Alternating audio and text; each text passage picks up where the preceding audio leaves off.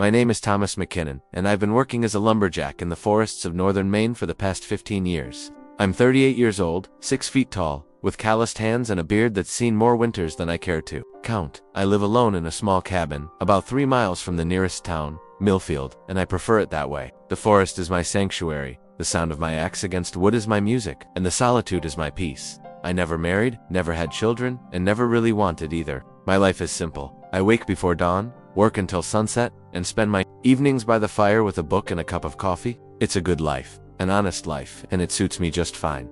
But on this particular morning, in late September 1895, my simple life was about to become anything but simple. I was walking along the Penobscot River, checking my fishing lines before heading to the logging site, when I heard something that made me stop in my tracks. It was a sound that didn't belong in the wilderness. The sound of babies crying. At first, I thought I was imagining things. Maybe it was the wind through the trees, or perhaps some wild animals. But as I listened more carefully, there was no mistaking it. Those were definitely human cries, and they were coming from somewhere near the riverbank. I followed the sound, pushing through the thick underbrush until I reached a small clearing by the water's edge. What I found there nearly knocked me off. My feet, there in a large wicker basket lined with soft blankets, were 3 tiny babies. They couldn't have been more than a few days old, and they were crying with the desperate hunger of newborns. The basket was positioned carefully on a flat rock, well above the waterline, as if someone had taken great care to keep them safe and dried. "Good Lord," I whispered, looking around frantically for any sign of whoever had left them there. "Hello? Is anyone there?" The only response was the continued crying of the babies and the gentle sound of the river flowing past. I knelt down beside the basket and examined the infants more closely. They were identical, 3 little boys with wisps of dark hair and tiny fists that waved in the air as they cried. They were wrapped in clean white blankets, and there was a small cloth bag tucked into one corner of the basket. Inside the bag, I found a few baby bottles, some powdered milk, and a hastily written note. My hands trembled as I unfolded the paper and read the words written in a woman's careful handwriting. "Please take care of my boys. Their names are Samuel, Daniel, and Benjamin. I cannot provide for them, but I know God will send someone who can. They are good babies and deserve a chance. At life, I will pray for them, and for whoever finds them every day for the rest of my life." The note was unsigned, but I could see tear stains on the paper. I sat back on my heels, staring at the 3 crying infants, and felt something I had never experienced before, a deep, overwhelming sense of responsibility. These weren't just abandoned babies. They were 3 human lives that had been placed in my path, and somehow, I knew that finding them wasn't an accident. "Well, boys," I said softly, "looks like we've got ourselves a situation here." The babies continued to cry, and I realized they were probably hungry. I'd never fed a baby in my life, but I figured it couldn't be too complicated. I mixed some of the powdered milk with water from my canteen and tried to feed them one by one. It was harder than I'd expected. The babies were fussy and didn't seem to want to take the bottles at first, but eventually, with patience and gentle coaxing, I managed to get all 3 of them fed. As their bellies filled, their cries subsided, and they began to settle down. "That's better," I murmured, looking down at their peaceful faces. "Now, what am I going to do with you 3? My first instinct was to take them to town and turn them over to the authorities. Millfield had an orphanage, and surely that would be the proper thing to do, but something held me back. Maybe it was the way the smallest one, Benjamin, according to the note, had wrapped his tiny fingers around my thumb. Maybe it was the trust I saw in their innocent eyes, or maybe it was just the realization that I'd been alone for so long. I'd forgotten what it felt like to be needed. I carefully lifted the basket and began the walk back to my cabin. The babies were quiet now, sleeping peacefully after their meal, and I found myself walking more carefully than I ever had before, making sure not to jostle them. My cabin was small but sturdy, built from logs I'd cut myself. It had one main room with a stone fireplace, a small kitchen area, and a loft where I slept. It was a bachelor's home, with no thought given to children or families. But as I looked around with new eyes, I began to see possibilities. I set the basket down near the fireplace and built up the fire to make sure the babies would stay warm. Then I sat in my chair and watched them sleep, trying to figure out what I was going to do. The practical side of me said to take them to town in the morning. I didn't know anything about raising children, let alone 3 infants. I had no experience with babies, no knowledge of what they needed, and certainly no idea how to care for triplets. But another part of me, a part I didn't even know existed, was already making plans. I could build cribs. I could learn to cook proper food for babies. I could make this work. After all, I was good with my hands, and I was used to solving problems. As the afternoon wore on, the babies woke up and needed feeding again. This time, I was a little more confident, and the process went more smoothly. I found myself talking to them as I fed them, telling them about the forest, about my work, about the life they might have here. "You know, boys," I said as I fed little Samuel, "this isn't exactly what I had planned for my life, but maybe that's not such a bad thing. maybe it's time for old Thomas to try something new. Daniel gurgled and seemed to smile, though I knew it was probably just gas. You think that's funny, do you? I chuckled. Well, we'll see who's laughing when you're old enough to help me cut timber. As evening approached, I realized I had a problem. The babies needed proper beds, and the basket, while adequate for travel, wasn't going to work for long-term sleeping. I looked around my cabin and tried to figure out what I could use. Then I remembered the cradle. About 5 years ago, I'd been commissioned to build a cradle for a young couple in town. It was a beautiful piece, made from the finest maple I could find, with intricate carvings and a smooth rocking motion, but the couple had lost their baby before it was born, and they couldn't bear to take delivery of the cradle. I'd kept it in my workshop, not knowing what else to do with it.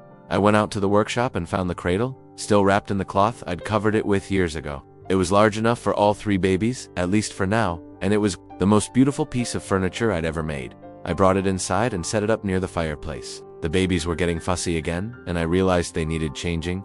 This was something I definitely had no experience with, but I figured it out through trial and error, using some old shirts of mine as makeshift diapers. Once they were clean and fed again, I placed all 3 babies in the cradle. They fit perfectly, lying side by side, and as I gently rocked the cradle, they began to settle down for the night.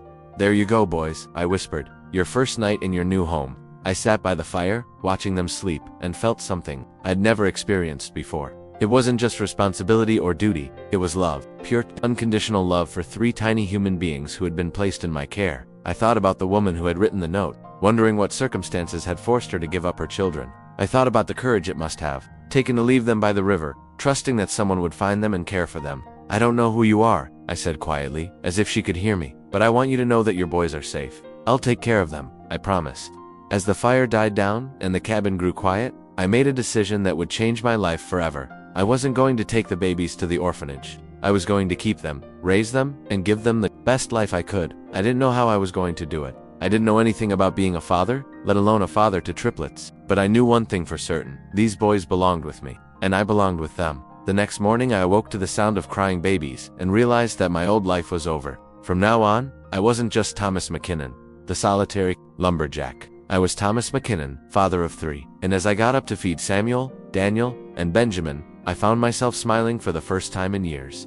Good morning, boys, I said softly, ready to start our new life together. The babies looked up at me with their bright eyes, and I swear I saw trust there. Trust that I would take care of them, protect them, and love them. And I knew I would do exactly that. No matter what it took, the first week with the boys was the hardest week of my life. I'd thought I knew what exhaustion was from long days of cutting timber, but nothing had prepared me for the relentless demands of caring for 3 infants. They seemed to take turns crying, so that just when I'd get one settled, another would start fussing. They needed feeding every few hours, day and night, and I quickly learned that babies don't care if you're tired or if you have other things to do. When they need something, they need it right now. But I was determined to make it work. I'd made a promise to their mother, wherever she was, and I'd made a promise to myself. These boys were going to have a good life, and I was going to be the one to give it to them. The first thing I had to figure out was how to manage my work. I couldn't leave 3 babies alone in the cabin while I went out to cut timber, but I also couldn't afford to stop working entirely. I needed the income to support my new family. I decided to talk to my foreman, Big Jim Patterson, about my situation. Jim was a good man, fair and understanding, and I hoped he'd be willing to work with me. You found what? Jim asked when I told him about the babies. 3 infants, left by the river, triplets. I'm keeping them. Jim stared at me for a long moment, then shook his head. Thomas, you've lost your mind. You don't know the first thing about raising children. I'm learning. What you need to do is take those babies to the orphanage in town. Let people who know what they're doing take care of them. No, I said firmly. They're my responsibility now. Your responsibility. Thomas, you're a bachelor lumberjack living alone in the woods. You can't raise 3 babies. Watch me. Jim sighed and rubbed his forehead. All right, let's say you're serious about this. How are you going to work? You can't bring babies to a logging site. I was hoping you might let me take on some of the carpentry work, building the camp buildings, making repairs, that sort of thing. Work I can do closer to home. Jim thought about it for a moment. We do need someone to build a new bunkhouse for the crew, and the cook shack needs a new roof. I suppose I could give you those jobs, but it won't pay as much as your regular work. I'll make it work. And what about when winter comes? You can't heat that little cabin of yours properly with 3 babies. I'll figure it out. Jim shook his head again, but I could see he was starting to understand that I was serious. You're going to need help, Thomas. Babies need more than just food and shelter. They need proper care, medical attention, education. I know. I'll learn what I need to learn. What about when they get sick? What about when they start walking and getting into everything? What about when they're old enough to ask questions about their parents? I'll handle it when the time comes. Jim looked at me for a long moment, then nodded slowly. All right, Thomas, I think you're making a mistake, but I can see you're determined. I'll give you the carpentry work, and we'll see how it goes. Thank you, Jim. I won't let you down. It's not me I'm worried about. It's those babies. When I got back to the cabin, I found the boys awake and fussy. It was time for their feeding, and I was getting better at managing all three at once. I'd learned to prop the bottle so I could feed two at a time while holding the third dot as I fed them. I talked to them about my conversation with Jim. Well, boys, looks like we're going to make this work. Your old dad is going to be doing some carpentry. Work closer to home, so I can take better care of you. Samuel made a little cooing sound, and I took it as approval. That's right, Samuel, we're going to be just fine. Over the next few weeks, I settled into a routine. I'd get up before dawn to feed the boys, then work on carpentry projects while they napped. When they were awake, I'd talk to them, sing to them, though I'm not much of a singer, and try to keep them entertained. I also started making improvements to the cabin. I built a proper changing table, made high chairs for when they got older, and even started work on individual cribs. The single cradle was getting crowded as the boys grew, but the biggest challenge wasn't the physical care, it was the emotional responsibility. These three little lives depended on me completely, and sometimes the weight of that responsibility was overwhelming. One night, when the boys were about 6 weeks old, Benjamin came down with a fever. He was crying inconsolably, and nothing I did seemed to help. I was terrified that I was going to lose him, and I realized how unprepared I was for medical emergencies. I bundled all three boys up and made a 3-mile trek to town in the middle of the night. Dr. Morrison wasn't happy about being woken up, but when he saw the sick baby, he got to work immediately. It's just a cold, he said after examining Benjamin. But babies can get very sick very quickly. You did the right thing bringing him in. Is he going to be all right? He should be fine. But Thomas, you need to be prepared for things like this. Babies get sick, and when you're living alone in the woods, you're taking a big risk. What do you suggest? I suggest you consider finding these boys a proper home. There are families in town who would love to adopt them. They have a proper home with me. Dr. Morrison sighed. Thomas, I admire what you're trying to do, but raising 3 babies alone is more than most people can handle. And you're not even married. What does being married have to do with it? Children need a mother's care. They need a woman's touch. They need love and protection. I can give them that. Can you? What happens when they start school? What happens when they need to learn about things you can't teach them? I'll figure it out. Dr. Morrison shook his head but didn't argue further. He gave me some medicine for Benjamin and instructions on how to care for him. On the way home, I thought about what the doctor had said. Maybe he was right. Maybe I was being selfish, trying to keep the boys when they might be better off with a proper family. But when I looked down at the 3 sleeping babies in my arms, I knew I couldn't give them up. They were mine now, and I was theirs. We belonged together. As the weeks turned into months, I began to find my rhythm as a father. The boys were growing and developing their own personalities. Samuel was the quiet one, content to lie in his crib and watch the world around him. Daniel was the active one, always moving and making noise. Benjamin was the sensitive one, quick to cry but also quick to smile. I loved watching them discover new things. The first time they smiled at me, I felt like my heart would burst with pride. When they started to recognize my voice and turn their heads when I spoke, I knew we had formed a real bond. I also started to understand what people meant when they talked about a parent's love. It wasn't just affection or responsibility, it was a fierce, protective instinct that would make me do anything to keep these boys safe and happy. One evening, as I was feeding them their bottles, I found myself thinking about their mother. Again, I wondered if she ever thought about them, if she wondered how they were doing. I wanted her to know that they were thriving, that they were loved. Your mama made a brave choice, I told them as I rocked them to sleep. She gave you up because she loved you, because she wanted you to have a better life. And I'm going to make sure you do. As winter approached, I made more improvements to the cabin. I insulated the walls better, built a more efficient heating system, and made sure we had plenty of supplies to last through the cold months. I also started thinking about the future. The boys were growing fast, and soon they'd be crawling, then walking, then talking. I needed to start planning for their education, their social development, their future. But for now, I was content to take things one day at a time. Every morning when I woke up to their babbling and cooing, every evening when I tucked them into their cribs, I felt grateful for the unexpected gift that had been placed in my life. I was no longer just a solitary lumberjack. I was a father, and it was the most important job I'd ever had.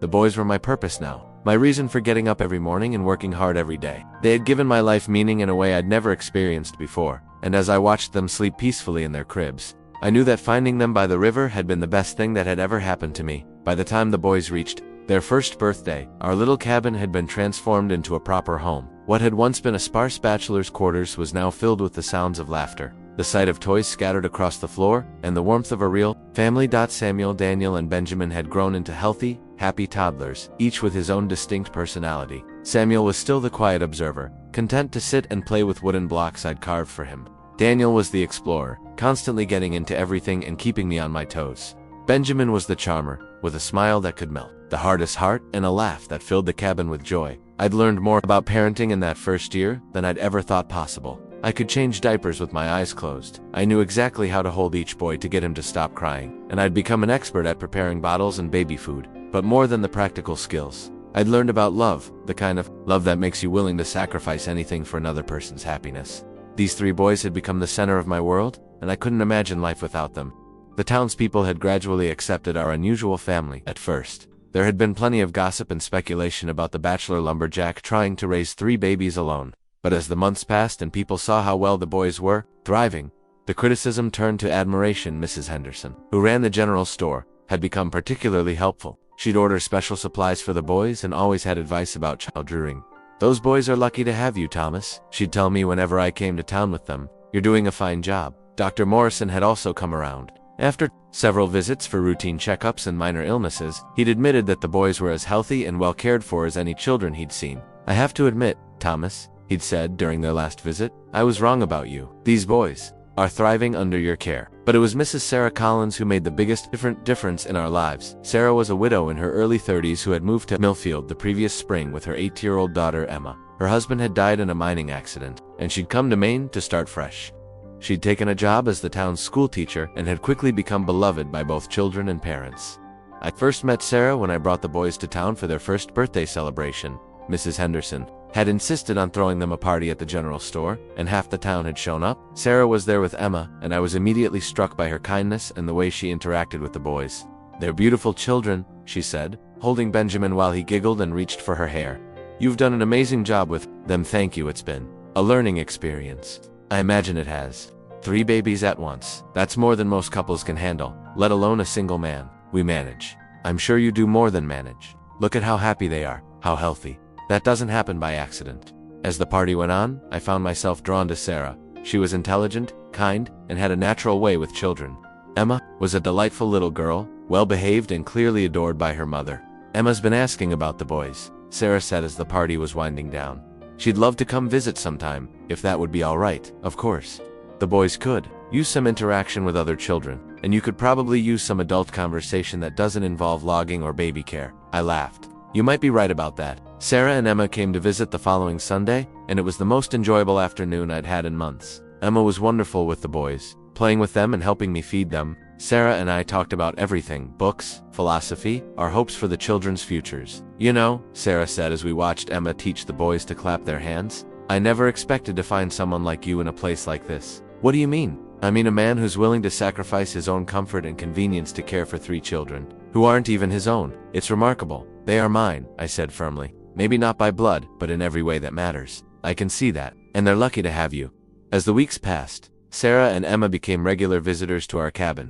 Sarah would help with the boys while I worked on carpentry projects, and Emma would play with them and read them stories. It felt natural, like we were becoming a real family. I found myself looking forward to their visits more and more. Sarah brought a warmth and gentleness to our home that I hadn't realized we were missing. She had a way of making everything seem easier, more manageable. One evening, after the boys had been put to bed and Emma was reading in the loft, Sarah and I sat by the fire talking. "Thomas," she said, "can I ask you something?" "Of course. Do you ever think about getting married? Having a wife to help you raise the boys?" "I've thought about it," I admitted, "but I can't imagine finding someone who would want to take on 3 young children who aren't her own." "You might be surprised." "What do you mean?" Sarah looked at me with an expression I couldn't quite read. "I mean that there are women who would consider it a privilege to help raise those boys. Women who would see the kind of man you are and want to be part of what you've built here." "Are you speaking hypothetically? Not entirely?" My heart started beating faster. "Sarah, are you saying?" "I'm saying that I've come to care very deeply for you and the boys. I'm saying that Emma adores them and they adore her. I'm saying that we could be a real family, if you wanted that." I stared at her, hardly believing what I was hearing. "You would want to marry me? Take on 3 toddlers? Thomas, I fell in love with you the first time I saw you with the boys. The way you care for them, the sacrifices you've made, the man you've become because of them. How could I not love you? And the boys? I love them too. They're part of you, and you're part of them. I can't imagine one without the others." "What about Emma? How does she feel about this?" Sarah smiled. "Emma asked me last week when we were going to move in with you and the boys permanently. She said she wanted to be their big sister." I felt tears welling up in my eyes. Sarah, I love you too. I have 4 weeks now, but I didn't dare hope that you might feel the same way. Well, I do. So what do you say? Will you marry me? Thomas McKinnon. I laughed through my tears. I think I'm supposed to be the one asking that question. Then ask? I got down on one knee right there by the fireplace. Sarah Collins. Will you marry me? Will you help me raise Samuel, Daniel, and Benjamin? Will you let me be a father to Emma? Yes, she said, tears streaming down her face. Yes, to all of it. We were married a month later in a simple ceremony at the church in town. But the boys were there, of course, dressed in little suits that Sarah had made for them. Emma was Sarah's maid of honor, and she beamed with pride throughout the ceremony.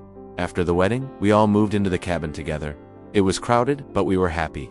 Sarah brought her own special touches to our home. Curtains for the windows, flowers on the table, the smell of fresh bread baking in the oven. Emma was a wonderful big sister to the boys. She helped with their care, played with them for hours, and read them stories every night before bed. They adored her, and she adored them right back.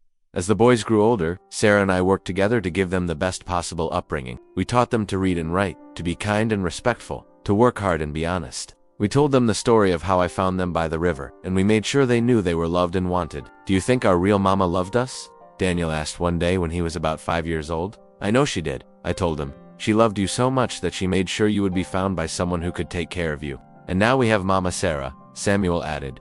That's right. Now you have Mama Sarah, and Papa Thomas, and Big Sister Emma. You have a whole family who loves you, and we love you too, Papa, Benjamin said, throwing his arms around my neck as I held my son, because that's what he was. In every way that mattered, I thought about that day by the river when I'd found 3 crying babies in a basket. I'd had no idea then how much my life was about to change, how much joy and love those 3 little boys would bring into my world. I'd gone from being a solitary lumberjack to being a husband and father of 4 children. I'd learned that family isn't just about blood, it's about love, commitment, and the willingness to sacrifice for each other. The boys grew up strong and healthy, surrounded by love and support. Emma became a teacher like her mother, and she always stayed close to her brothers. Samuel became a doctor, Daniel became an engineer, and Benjamin became a teacher. They all married and had children of their own, and our little cabin in the woods became the gathering place for a large, loving family.